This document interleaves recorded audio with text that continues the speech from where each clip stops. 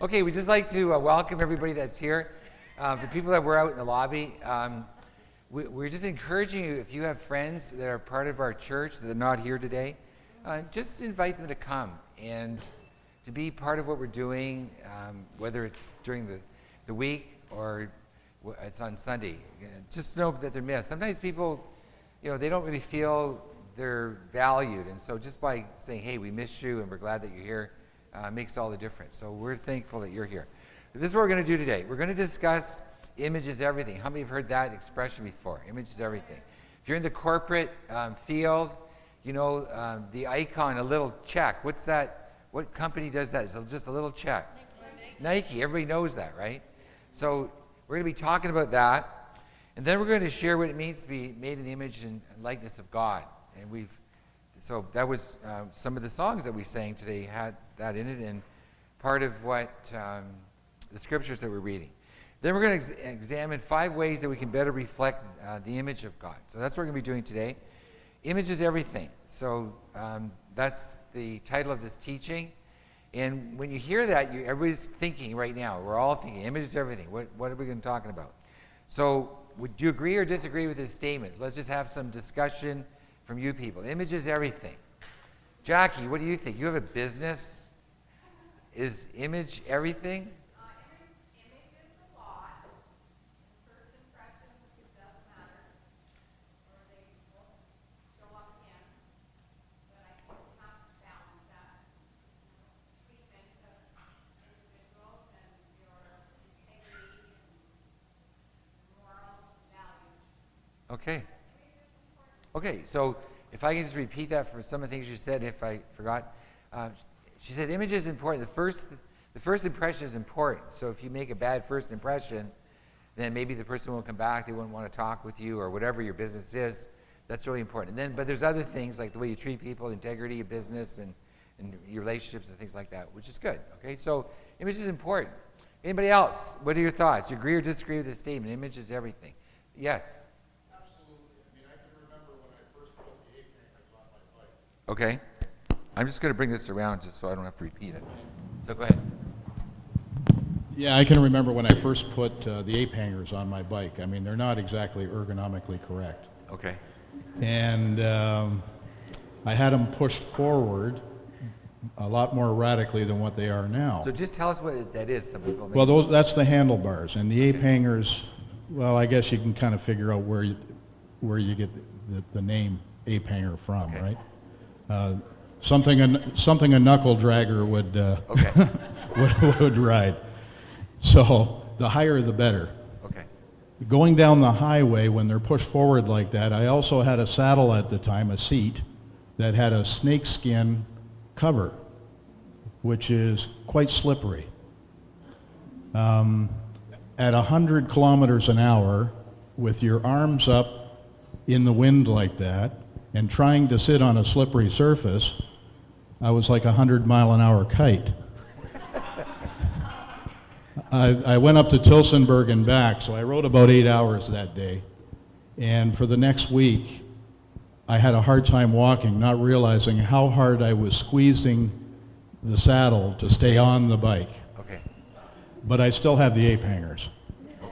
So image is important. Okay. My mother, I remember this as a kid, her feet were about this wide, and she got into shoes that were this wide. Image for her was really important. And I remember she would do all she could get these big feet into these little shoes, and she'd pry her feet in there, and she would go out in pain, and as soon as she got home, she took her shoes off, and their foot expanded again. For her, image was really, really important. You take the pain for the image. Okay, somebody else that saw another hand. Okay, over here. Okay, you're pointing somebody back. Okay, Barb. Okay, go ahead, Barb. When I first saw that, I thought it depends on whose image you're following. Like whose image my image I want to present as a godly image. And that's where I want my image to go. But also to be able to reach people for Christ I want also that my image on earth would be pleasant, that people would want to talk to me. And so I agree Okay. with that statement. Okay, good. Okay, thank you. Okay, Kim? Image is everything. I totally disagree. I try to teach my children that image is not everything, and if you see a little boy or a little girl who looks different than you, or is not dressed the same, or is dirty, or it doesn't mean they're any, it doesn't mean you're any better than them, so you don't judge people by how they look. Okay. And even when I go shopping, if I go to a thrift store, I dig into the mess to find the treasure. So. Okay, good. Okay. Anybody else? Good thoughts. Nancy?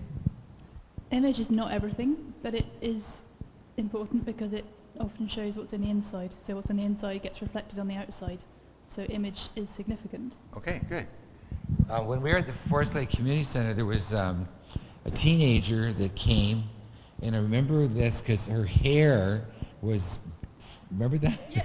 It was bright, bright, bright, bright red. And it was like, and so, but she came, and I remember Beth, I think it was you, she was just wonderful, and she talked with her.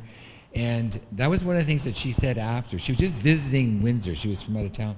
But she says, I came here and I felt accepted. And other places she goes, and I'm not sure why she was wearing her hair like that, but there was an acceptance of her, as you were saying, Kim. Didn't matter what her outside appearance was. And so she said, if I lived in the city, I'd come to this church. And that was one of the things that she said, because she wasn't felt judged by the way she looked. But I'm telling you, when I looked at her, I thought, whoa, is your hair bright? Anybody else? Couple more? Colleen. Okay, then this will be our last one. I just think simply, we were made in God's image, so. That was the end of that? Okay. All right. He is the image of the invisible God and the firstborn of all creation. Who is that? Who's this talking about in Colossians here? Jesus, okay? So the visible image, and it was nice that you referred to that this morning, Peter, that Jesus is the visible image of the invisible God. And so his disciples asked him, well, show us God, show us the Father. And what was Jesus' response to that? You've seen me, you've seen the Father. Now, he's not just talking about physically, but his attributes, his compassion, his forgiveness, his love, his care for the poor, the way he handled people, the way he handled insults and people that coming against him, and how we respond to that, to love those that persecute you.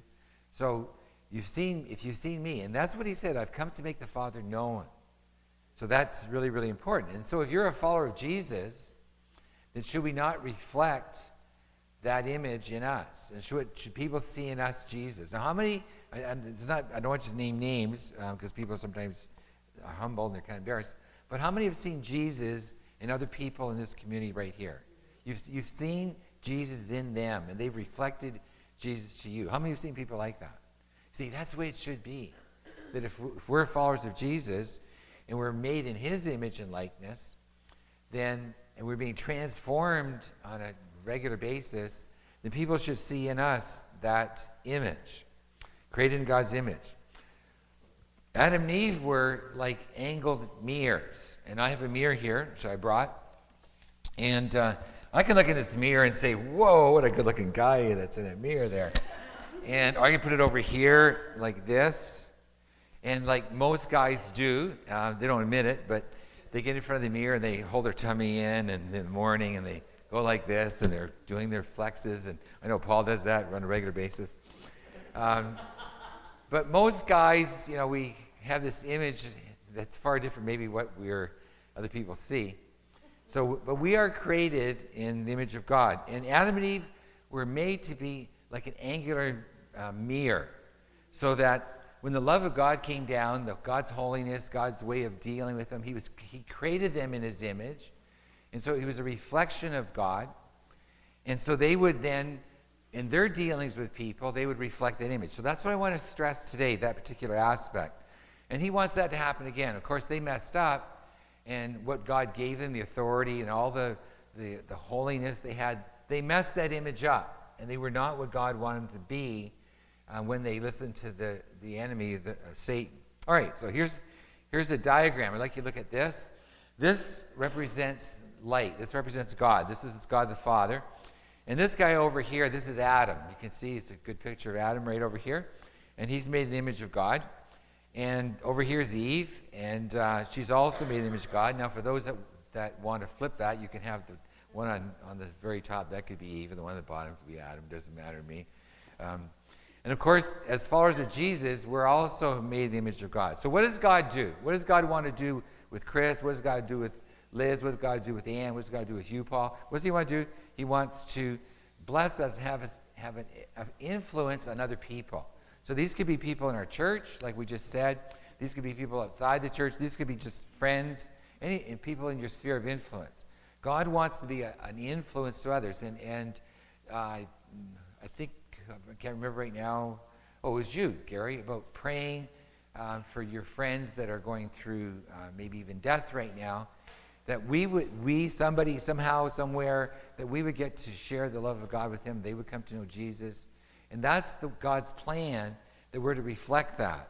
If God could speak directly to them, he can do that.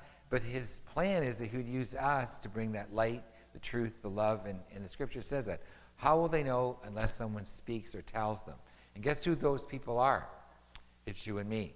So that's what God's plan is. So this is what God does. He blesses us. Now, how many here have been blessed by God? Okay, it looks like every single person put their hand up. So we've been blessed by God. And you know, your God could be bless me, bless me, bless me, bless me, bless me, bless me. I need. Want, give me. I want. That could be your God. And you don't talk to God except when you need him. How many know there are people like that? And when they're really troubled, that's when they start going back to God even harder. And